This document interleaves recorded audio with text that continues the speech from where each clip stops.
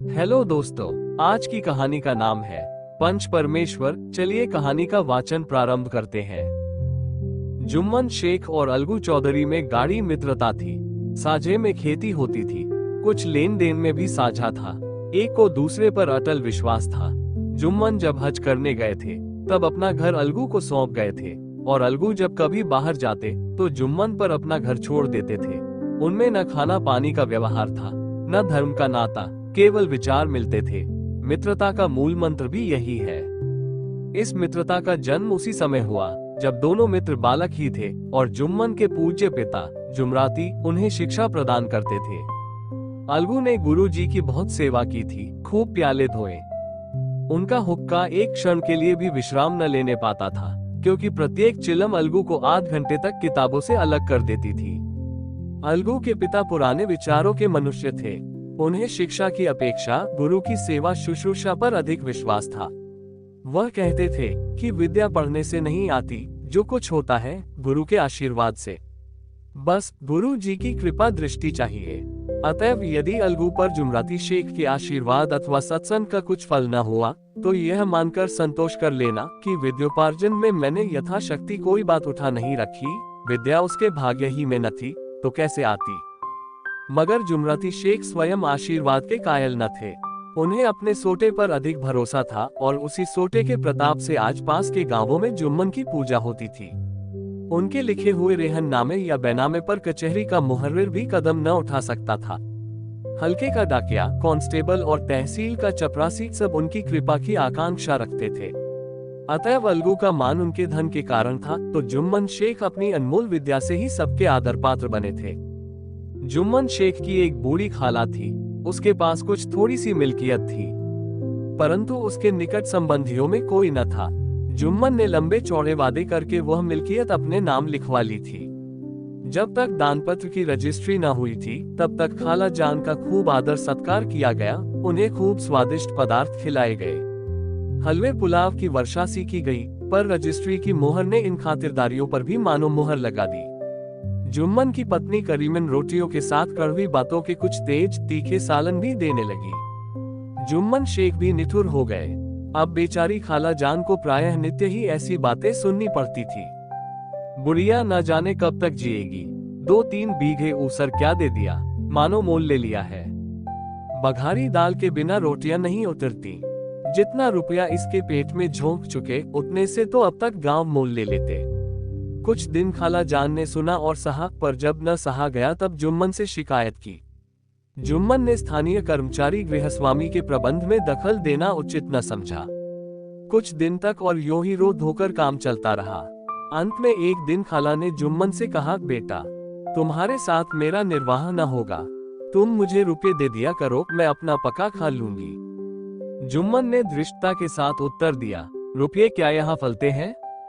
खाला ने नम्रता से कहा, मुझे कुछ रूखा सूखा चाहिए भी कि नहीं?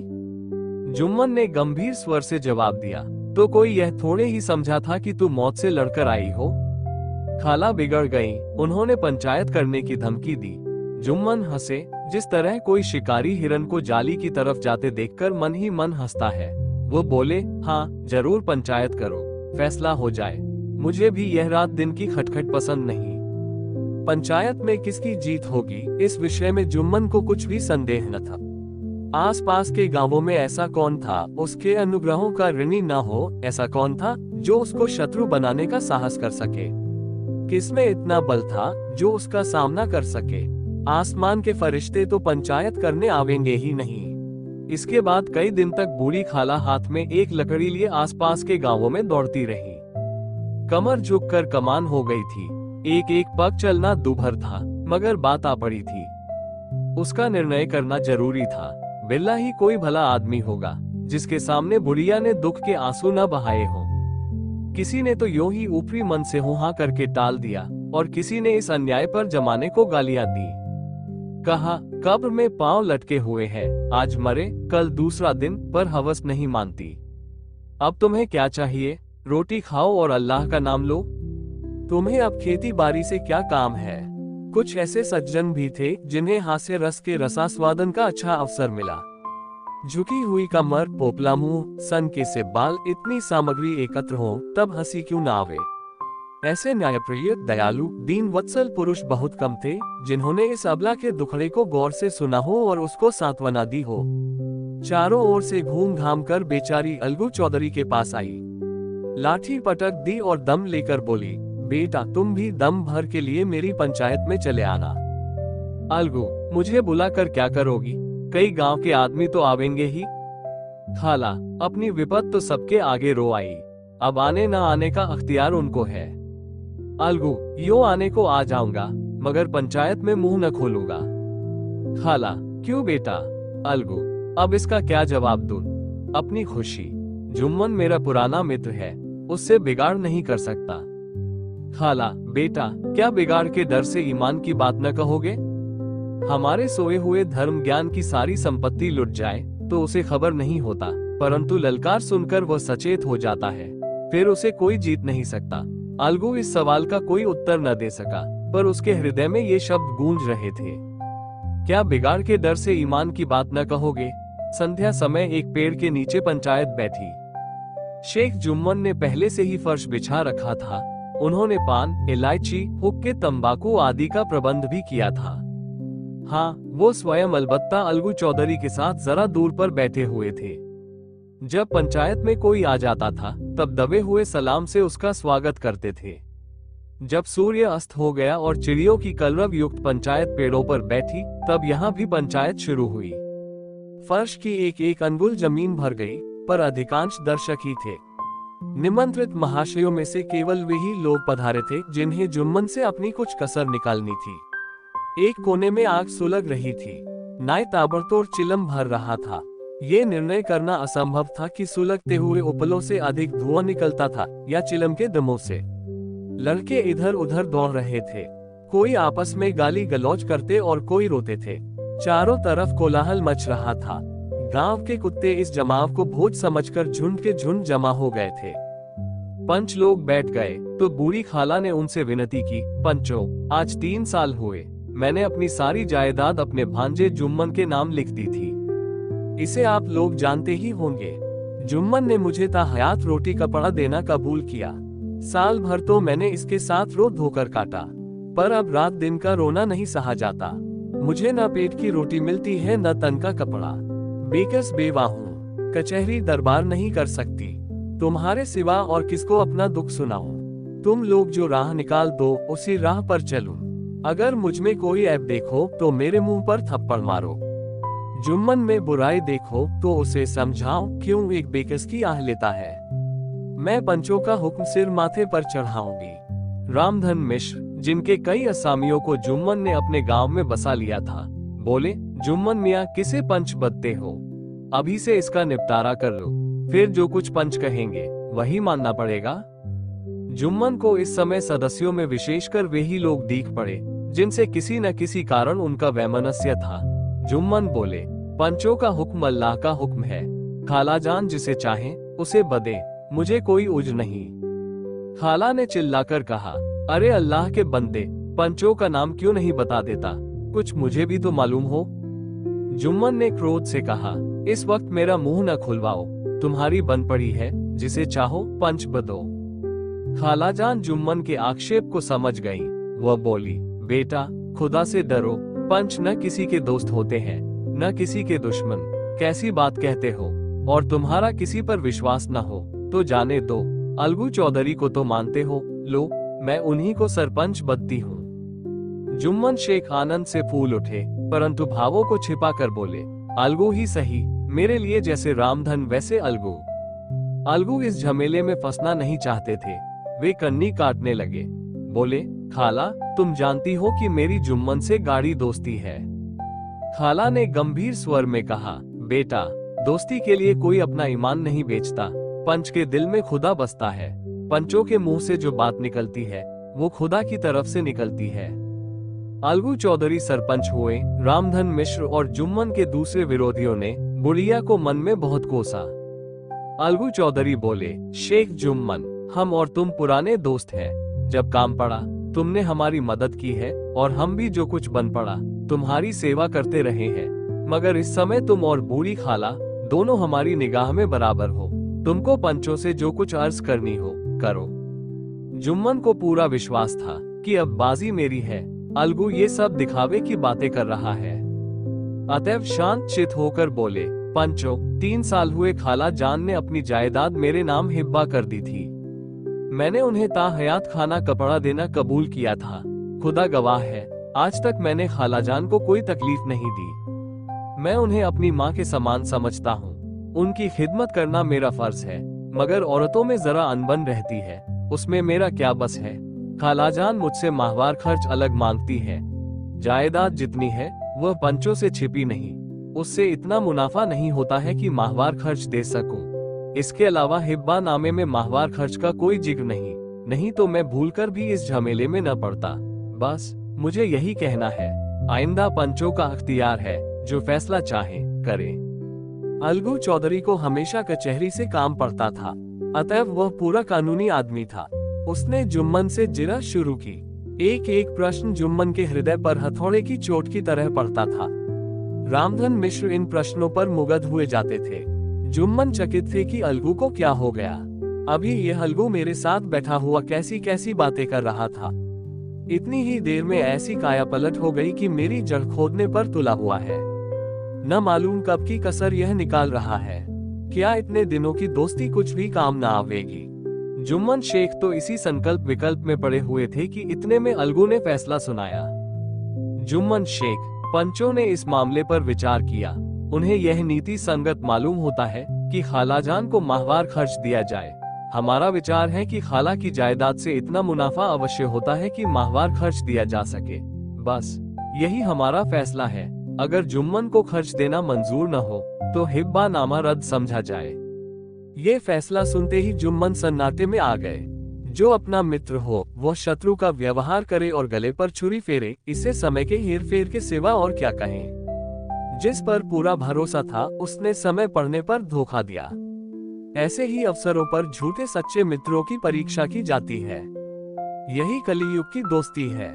अगर लोग ऐसे कपटी धोखेबाज न होते तो देश में आपत्तियों का प्रकोप क्यों होता। ये हैजा, प्लेग आदि व्याधियां दुष्कर्मों के ही दंड हैं। मगर रामधन मिश्र और अन्य पंच अलगू चौधरी की इस नीति परायणता की प्रशंसा जी खोलकर कर रहे थे। वे कहते थे, इसका नाम पंचायत है। दूध का दूध और पानी का पानी कर दिया। दोस्ती की जगह है, किंतु धर्म का पालन करना मुख्य है। ऐसे ही सत्यवादियों के बल पर पृथ्वी ठहरी है, नहीं तो वह कब की रसातल को चली जाती। इस फैसले ने अलगू और जुम्मन की दोस्ती की जड़ हिला दी। अब वे साथ साथ बातें करते नहीं दिखाई देते। इतना पुराना मित्रता रूपी वृक्ष सत्य का एक झोंका भी न सह सका। सचमुच वह बालू की ही जमीन पर खड़ा था। उनमें अब शिष्टाचार का अधिक व्यवहार होने लगा। एक दूसरे की आवभगत ज्यादा करने लगे। वे मिलते जुलते थे, मगर उसी तरह जैसे तलवार से ढाल मिलती है। जुम्मन के चित्त में मित्र की कुटिलता आठों पहर खटका करती थी। उसे हर घड़ी यही चिंता रहती थी कि किसी तरह बदला लेने का अवसर मिले।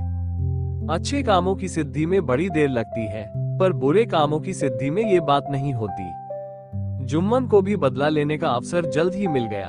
पिछले साल अलगू चौधरी बटेस से बैलों की एक बहुत अच्छी गोई मोल लाए थे।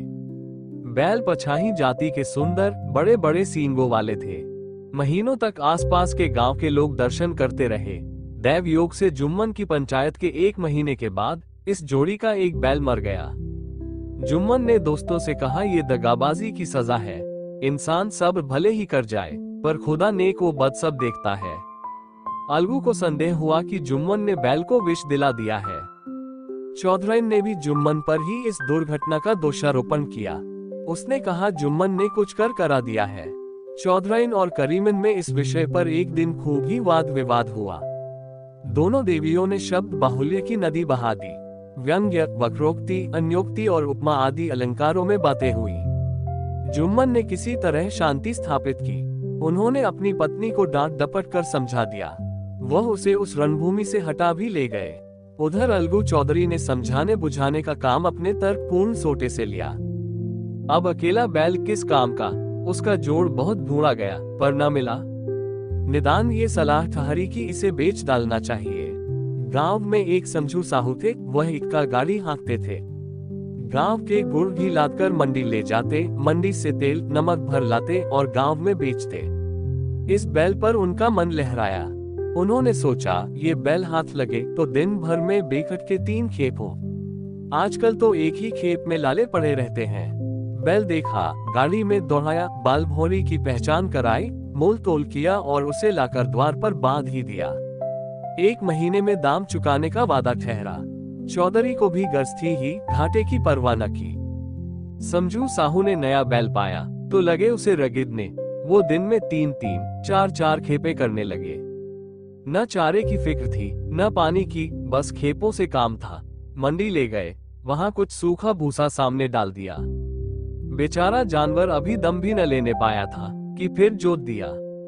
अलगू चौधरी के घर था तो चैन की बंशी बजती थी। बैलराम छठे छमाहे कभी बहली में जोते जाते थे। खूब उछलते कूदते और कोसों तक दौड़ते चले जाते थे। वहां बैलराम का रातिब था साफ पानी, दली हुई अरहर की दाल और भूसे के साथ खली, और यही नहीं, कभी कभी घी का स्वाद भी चखने को मिल जाता था। शाम सवेरे एक आदमी खरहरे करता, पोंछता और सहलाता था। कहाँ वह सुख चैन, कहाँ यह 8 पहर की खपत। महीने भर ही में वह पिस्सा गया। इक्के का जुआ देखते ही उसका लहू सूख जाता था। एक एक पग चलना दूभर था। हड्डियां निकल आई थी, पर था वह पानी दाग, मार की बर्दाश्त न थी। एक दिन चौथी खेप में साहू जी ने दूना बोझ लादा। दिन भर का थका जानवर, पैर न उठते थे, पर साहू जी कोड़े फटकारने लगे। बस फिर क्या था, बैल कलेजा तोड़कर चला। कुछ दूर दौड़ा और चाहा कि जरा दम ले लूं, पर साहू जी को जल्द पहुंचने की फिक्र थी। अतएव उन्होंने कई कोड़े बड़ी निर्दयता से फटकारे। बैल ने एक बार फिर जोर लगाया, पर अब की बार शक्ति ने जवाब दे दिया। वो धरती पर गिर पड़ा और ऐसा गिरा कि फिर न उठा। साहू जी ने बहुत पीटा, टांग पकड़कर खींचा, नथनों में लकड़ी ठूंस दी, पर कहीं मृतक भी उठ सकता है। तब साहू जी को कुछ शक हुआ। उन्होंने बैल को गौर से देखा, खोलकर अलग किया और सोचने लगे कि गाड़ी कैसे घर पहुंचे।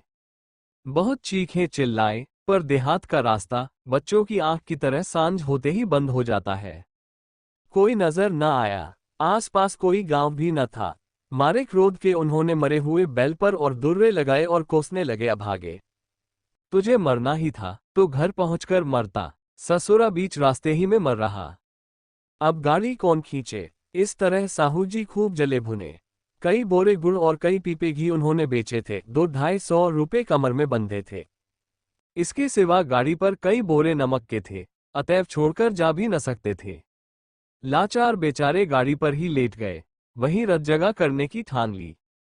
चिलम पी और गाया, फिर हुक्का पिया। इस तरह साहू जी आधी रात तक नींद को बहलाते रहे। अपनी जान में तो वह जागते ही रहे, पर पौ फटते ही जो नींद टूटी और कमर पर हाथ रखा तो थैली गायब। घबराकर इधर उधर देखा तो कई कनस्तर तेल भी नदारद। अफसोस में बेचारे ने सिर पीट लिया और पछाड़ खाने लगा। प्रातःकाल रोते बिलखते घर पहुंचे। सहुआइन ने जब ये बुरी सुनावनी सुनी तब पहले तो रोई, फिर अलगू चौधरी को गालियां देने लगी। निगुड़े ने ऐसा कुलच्छनी बैल दिया कि जन्म भर की कमाई लुट गई। इस घटना को हुए कई महीने बीत गए। अलगू जब अपने बैल के दाम मांगते तब साहू और सहुआइन दोनों ही झल्लाए हुए कुत्ते की तरह चढ़ बैठते और अन बन बकने लगते। वाह, यहाँ तो सारे जन्म की कमाई लुट गई, सत्यानाश हो गया, इन्हें दामों की पड़ी है। मुर्दा बैल दिया था, उस पर दाम मांगने चले हैं। आंखों में धूल झोंक दी, सत्यानाशी बैल गले बांध दिया, हमें निरापोंगा ही समझ लिया है। हम भी बनिए के बच्चे हैं, ऐसे बुद्धू कहीं और होंगे। पहले जाकर किसी गड्ढे में मुंह धो आओ, तब दाम लेना। न जी मानता हो तो हमारा बैल खोल ले जाओ। महीना भर के बदले 2 महीना जोत लो, और क्या लोगे। चौधरी के अशुभ चिंतकों की कमी न थी। ऐसे अवसरों पर वे भी एकत्र हो जाते और साहू जी के बर्राने की पुष्टि करते। परंतु 150 रुपये से इस तरह हाथ धो लेना आसान न था। एक बार वह भी गरम पड़े। साहू जी बिगड़कर लाठी ढूंढने घर में चले गए। अब सहुआइन ने मैदान लिया। प्रश्नोत्तर होते होते हाथापाई की नौबत आ पहुंची। सहुआइन ने घर में घुसकर किवाड़ बंद कर लिए। शोरगुल सुनकर गांव के भलेमानस जमा हो गए। उन्होंने दोनों को समझाया, साहू जी को दिलासा देकर घर से निकाला। वह परामर्श देने लगे कि इस तरह से काम न चलेगा, पंचायत कर लो। जो कुछ तय हो जाए उसे स्वीकार कर लो। साहू जी राजी हो गए। अलगू ने भी हामी भर ली। पंचायत की तैयारियां होने लगी। दोनों पक्षों ने अपने अपने दल बनाने शुरू किए। इसके बाद तीसरे दिन उसी वृक्ष के नीचे पंचायत बैठी। वही संध्या का समय था। खेतों में कौए पंचायत कर रहे थे। विवादग्रस्त विषय था ये कि मटर की फलियों पर उनका कोई स्वत्व है या नहीं, और जब तक ये प्रश्न हल न हो जाए तब तक वे रखवाले की पुकार पर अपनी अप्रसन्नता प्रकट करना आवश्यक समझते थे। पेड़ की डालियों पर बैठी शुक मंडली में ये प्रश्न छिड़ा हुआ था कि मनुष्यों को उन्हें बेमुरौवत कहने का क्या अधिकार है, जब उन्हें स्वयं अपने मित्रों से दगा करने में भी संकोच नहीं होता। पंचायत बैठ गई तो रामधन मिश्र ने कहा, अब देरी क्या है, पंचों का चुनाव हो जाना चाहिए। बोलो चौधरी, किस किस को पंच बदते हो?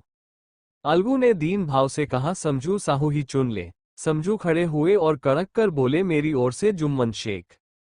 जुम्मन का नाम सुनते ही अलगू चौधरी का कलेजा धक धक करने लगा, मानो किसी ने अचानक थप्पड़ मार दिया हो। रामधन अलगू के मित्र थे, वो बात को ताड़ गए। पूछा, क्यों चौधरी, तुम्हें कोई ओस तो नहीं? चौधरी ने निराश होकर कहा, नहीं, मुझे क्या ओस होगा। अपने उत्तरदायित्व का ज्ञान बहुधा हमारे संकुचित व्यवहारों का सुधारक होता है। जब हम राह भूलकर भटकने लगते हैं तब यही ज्ञान हमारा विश्वसनीय पथ प्रदर्शक बन जाता है। पत्र संपादक अपनी शांति कुटी में बैठा हुआ कितनी दृढ़ता और स्वतंत्रता के साथ अपनी प्रबल लेखनी से मंत्रिमंडल पर आक्रमण करता है। परंतु ऐसे अवसर आते हैं जब वह स्वयं मंत्रिमंडल में सम्मिलित होता है। मंडल के भवन में पग धरते ही उसकी लेखनी कितनी मर्मज्ञ, कितनी विचारशील, कितनी न्यायपरायण हो जाती है। इसका कारण उत्तरदायित्व का ज्ञान है। नवयुवक युवावस्था में कितना उद्दंड रहता है। माता पिता उसकी ओर से कितने चिंतित रहते हैं। वे उसे कुलकलंक समझते हैं, परंतु थोड़े ही समय में परिवार का बोझ सिर पर पड़ते ही वह व्यवस्थित चित उन्मत्त युवक कितना धैर्यशील, कैसा शांतचित हो जाता है, ये भी उत्तरदायित्व के ज्ञान का फल है। जुम्मन शेख के मन में भी सरपंच का उच्च स्थान ग्रहण करते ही अपनी जिम्मेदारी का भाव पैदा हुआ। उसने सोचा, मैं इस वक्त न्याय और धर्म के सर्वोच्च आसन पर बैठा हूं। मेरे मुंह से इस समय जो कुछ निकलेगा वह देववाणी के सदृश है, और देववाणी में मेरे मनोविकारों का कदापि समावेश न होना चाहिए। मुझे सत्य से जौ भर भी टलना उचित नहीं। पंचों ने दोनों पक्षों से सवाल जवाब करने शुरू किए। बहुत देर तक दोनों दल अपने अपने पक्ष का समर्थन करते रहे। इस विषय में तो सब सहमत थे कि समझू को बैल का मूल्य देना चाहिए, परंतु दो महाशय इस कारण रियायत करना चाहते थे कि बैल के मर जाने से समझू को हानि हुई।